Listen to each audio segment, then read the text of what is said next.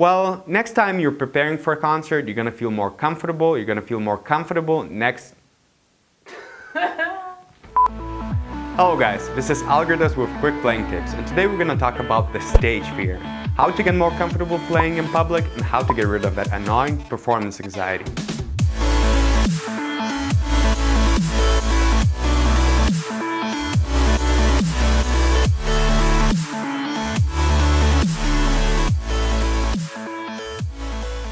So fear of performance is a very relevant topic amongst younger players and even college or university level students. It is something that can not only demotivate you to further continue your progress in playing, but can seriously hinder your chances of winning auditions, competitions, and thus making money as a musician, which is crucial. Before I even start with my tip for today, the most valuable piece of advice I could give to you guys is make sure you gather as much opinions on this topic from people and players who have successfully conquered this issue. You'll notice that the tips differ from player to player and there's no right or wrong answers. You just need to figure out what applies and works for you. With that in mind, let's move to the main topic for today, which is picking the pieces which will help you to combat performance anxiety. Pieces? But does it all come down to performing as much and as often as possible? Yes and no. What you need to understand that playing is a skill, performing is a skill as well, and skills are being developed through creating habits through countless repetitions.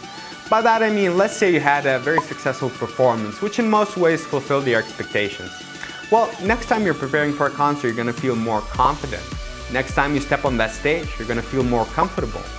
Hundreds of those performances, well, now you develop a habit and consistency in successful concert outcomes. Likewise, it can work to your disadvantage as well. Let's say the performance, didn't go exactly as planned. You start tremoring really bad, maybe your mouth got so dry you had to stop the piece and start over again. Maybe you got so tense you couldn't breathe anymore and felt like you're underwater. Well, those experiences can be very traumatizing, and it's going to be hard to erase those from your memories. Next time you're preparing for a concert, it's going to be even harder to redeem yourself. And in those cases, performing as often as possible might not be the solution. It can actually be detrimental to you. What you need to understand that volume in public performances is not a goal. It's a tool to combat performance anxiety. But what does it have to do with choosing pieces? Let's do a little bit of maths here.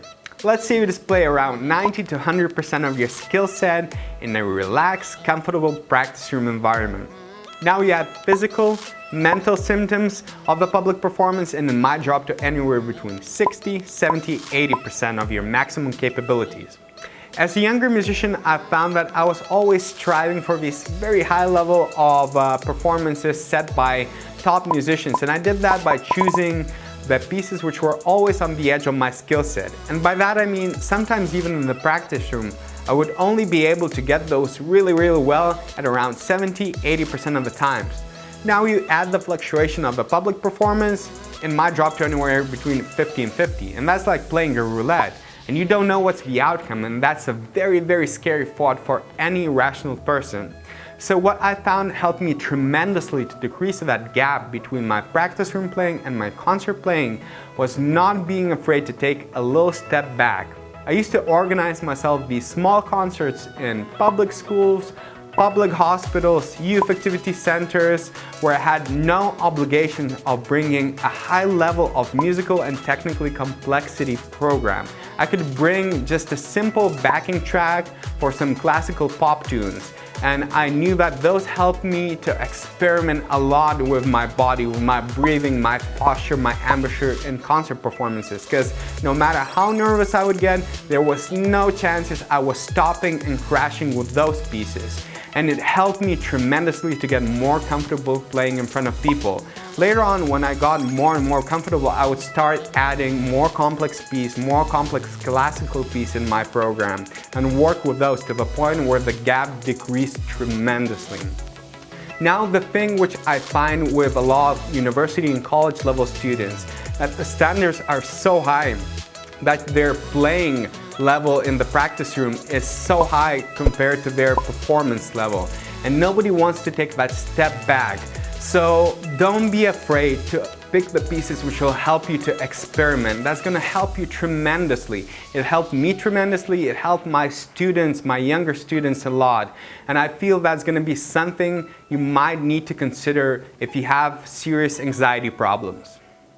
So as always guys, I really appreciate your time watching. I really hope these videos were informative and useful. Let me know what you think. If you like this video, give a thumbs up, subscribe to my YouTube channel, share it with your friends on your social media platforms.